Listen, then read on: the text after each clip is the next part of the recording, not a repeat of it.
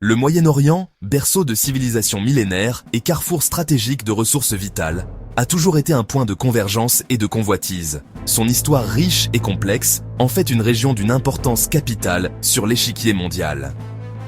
Malheureusement, cette région est marquée par des tensions persistantes, des conflits larvés et des rivalités profondes qui menacent constamment sa stabilité. Les frontières issues du démantèlement de l'Empire ottoman, tracées souvent de manière artificielle, et la concentration de richesses considérables en pétrole, une ressource énergétique essentielle, alimente des rivalités exacerbées et des conflits incessants, créant un climat d'incertitude permanent. Au centre de cette instabilité chronique se trouve la rivalité profonde et persistante entre l'Iran et Israël, deux puissances majeures dans la région, sans frontières communes directes, mais qui sont des ennemis jurés, animés par des visions du monde diamétralement opposées.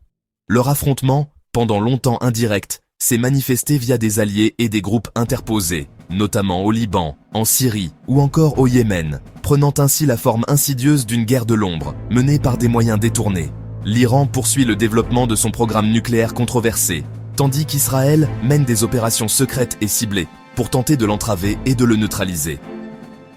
Chaque action entreprise par l'un des protagonistes entraîne inévitablement une réaction de l'autre, plongeant la région dans une escalade dangereuse, aux conséquences potentiellement désastreuses. Les grandes puissances mondiales, conscientes des risques encourus, tentent désespérément d'éviter l'embrasement généralisé, en multipliant les initiatives diplomatiques, mais la région reste une poudrière prête à exploser au moindre faux pas. Récemment, la tension palpable a atteint un point critique, un seuil de non-retour potentiellement. Une simple étincelle, un incident mineur, suffirait désormais pour transformer cette guerre secrète en un conflit ouvert et dévastateur. Le 13 juin 2025, une date qui restera gravée dans les mémoires. Israël frappe directement l'Iran pour la première fois, marquant une escalade dramatique dans les tensions de longue date entre les deux nations. Des avions furtifs ciblent des sites nucléaires iraniens dans une opération audacieuse et risquée. L'attaque se concentre notamment sur Natanz, un site clé du programme nucléaire iranien. L'opération inflige des pertes humaines et matérielles majeures, mettant un coup d'arrêt brutal aux ambitions nucléaires affichées par l'Iran. Le message d'Israël est clair, un avertissement sans équivoque à la République islamique.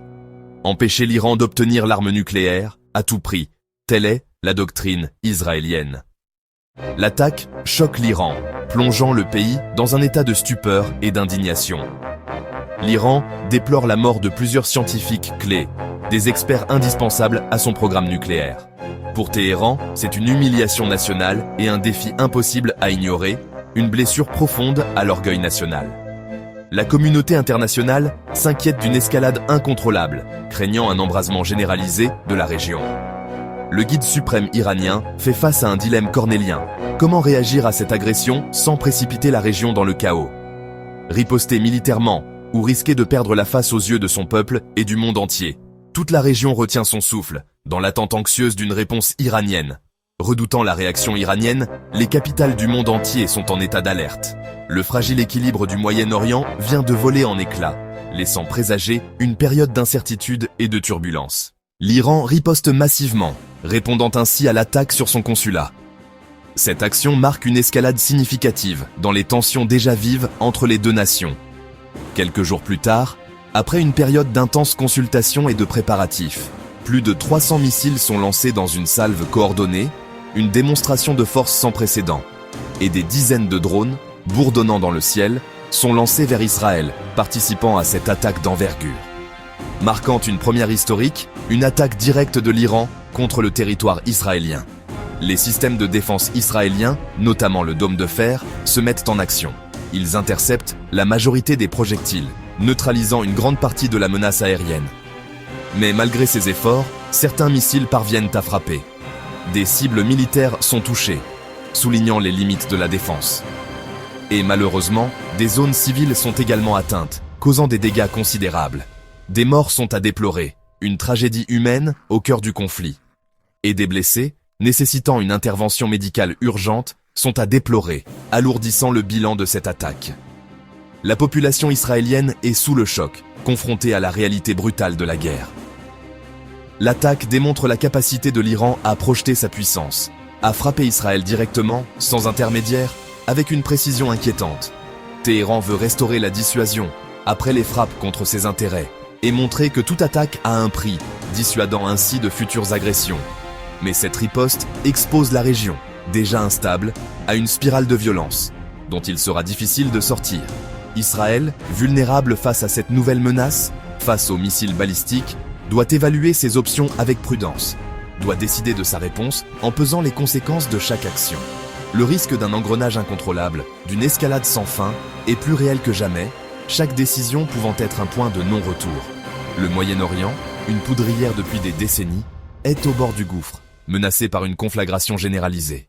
Les États-Unis réaffirment leur soutien total à Israël et menacent d'intervenir militairement si l'Iran poursuit ses attaques. Le conflit prend une dimension mondiale. Une intervention américaine pourrait déclencher une guerre régionale majeure. Les marchés s'affolent, le pétrole flambe, le monde entier est concerné. L'ONU appelle à la désescalade, mais les grandes puissances restent divisées. L'Europe tente de jouer les médiateurs, sans succès immédiat. Le risque d'un affrontement généralisé et d'une crise économique mondiale grandit. La guerre de l'ombre est devenue un conflit ouvert, aux conséquences imprévisibles.